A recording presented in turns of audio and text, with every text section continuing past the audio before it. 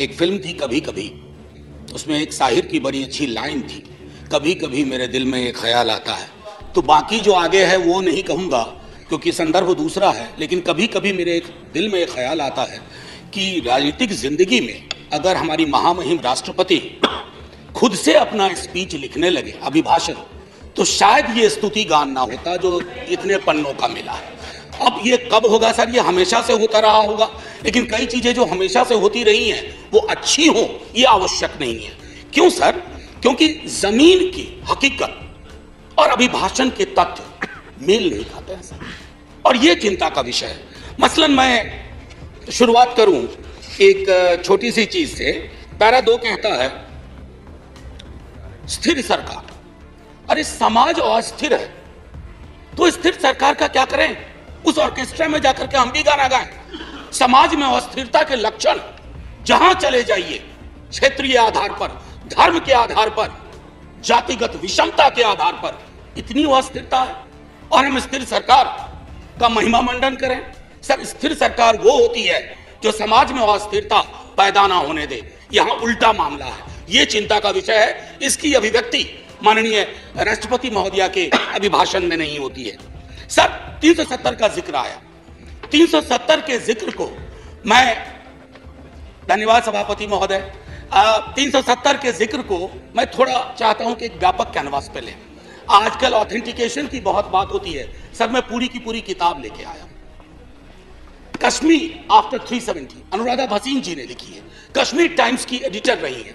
Sir, लगातार खबरें आ रही हैं, आप कहते हैं कि नॉर्मैलिटी है। सर, दिल्ली के दरबार से नॉर्मैलिटी बोलना और कश्मीर में जाकर के उस नॉर्मैलिटी को महसूस करना, इसमें बहुत बड़ा फर्क है।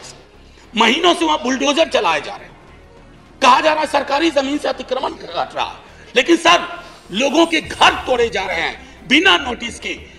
मैं बार बार कहता हूं माननीय सभापति महोदय आपके माध्यम से, सर कश्मीर को जमीन का टुकड़ा ना समझा जाए। जिंदा लोग बसते हैं। जब तक कश्मीरियों का दिल नहीं जीतोगे, कश्मीर का दिल कभी नहीं जीत पाओगे, चाहे आप लाख कोशिश कर लें।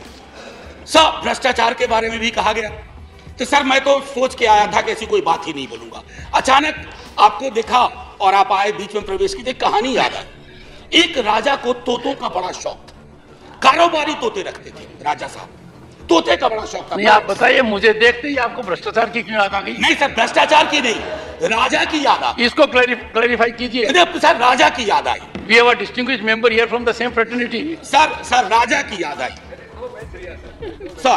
सर तो कई तोते थे उसके पास, लेकिन अचानक उसका स्नेह एक खास तोते के लिए काफी हो गया।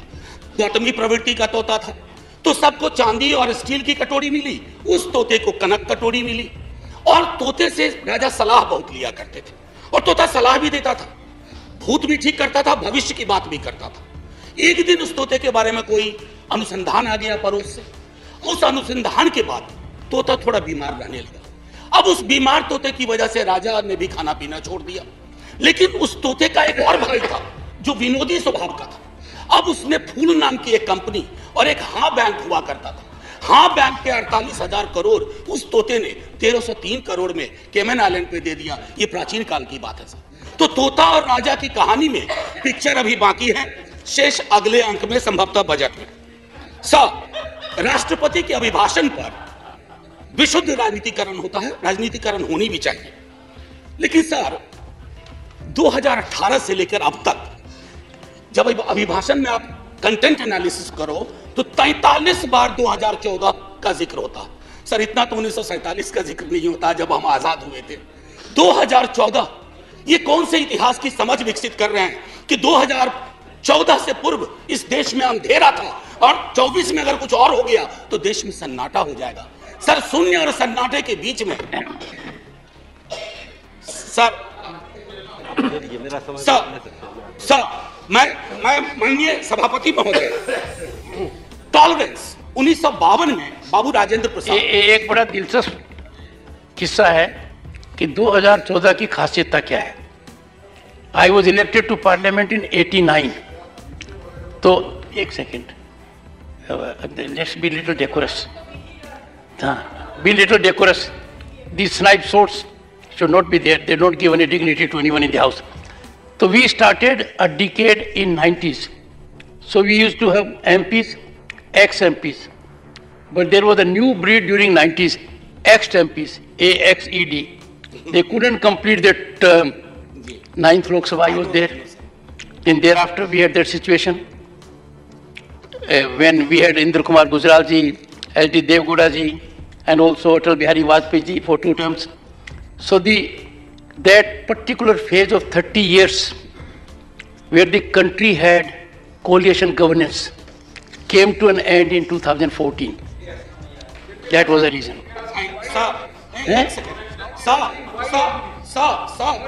Jairam ji. अच्छा, I said AXED. सर, माननीय सभापति महोदय, मेरे वक्त वैसे भी हम लोगों का अच्छा वक्त नहीं चल रहा है, तो मेरे वक्त में 2 मिनट का इजाफा कर दीजिएगा। एक स्पीकर हमारे और होंगे, उनका कट जाएगा। सर प्लीज, मैं क्यों कह रहा था, आप मेरे भावार्थ को नहीं समझे।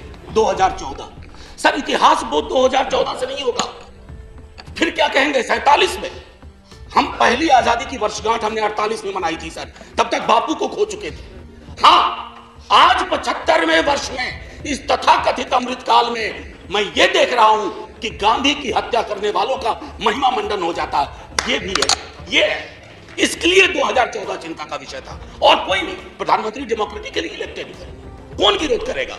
लेकिन डेमोक्रेसी में कई एनोमलीज आ रही हैं, विसंगतियां आ रही हैं, उनका जिक्र ना करूं तो पार्लियामेंट फिर किस बात की। सर राजेंद्र बाबू तक टॉलरेंस की बड़ी बात हुई, उनसे लेकर के सहिष्णुता की बात हुई। अब सहिष्णुता शब्द गायब है अभिभाषण से। क्या नहीं चाहिए हमें सहिष्णुता? क्या हम नहीं देख रहे हैं कि हमारे समाज में कटीली दीवारें लगाई जा रही है, कौमों के बीच में बुलडोजर प्रतीक बनता जा रहा उत्पीड़न का, माइनॉरिटी राइट्स के हनन का। ऐसे दौर में सर, ऐसे दौर में टॉलरेंस शब्द का बार बार उठान होना, बयान होना, यह आवश्यक था। टॉलरेंस शब्द को दूर करके you are appearing basically as an intolerant government which is not in the grain of Indian democracy. Agniveer का जिक्र हुआ सर। अग्निवीर, कभी युवाओं से पूछिए कि पूरी जिंदगी जो तुम ये तैयारी कर रहे हो सिर्फ 4 वर्ष के लिए। सर हम सब, मैं नौकरी में हूं सर, मैं नौकरी में हूं, इसलिए सामाजिक सुरक्षा पेंशन की गारंटी है सर, गारंटी है। ये कौन सा निजाम कर रहे हैं सर इस देश में। मैं जिक्र नहीं करना चाहता हूं कि ये क्या है, ये तो लॉलीपॉप भी नहीं है, ये जहरीला फल है जो समाज में है। कभी उन युवाओं से पूछिएगा कि उनको ये 4 वर्ष वाले आइडिया का वो क्या सोचते हैं।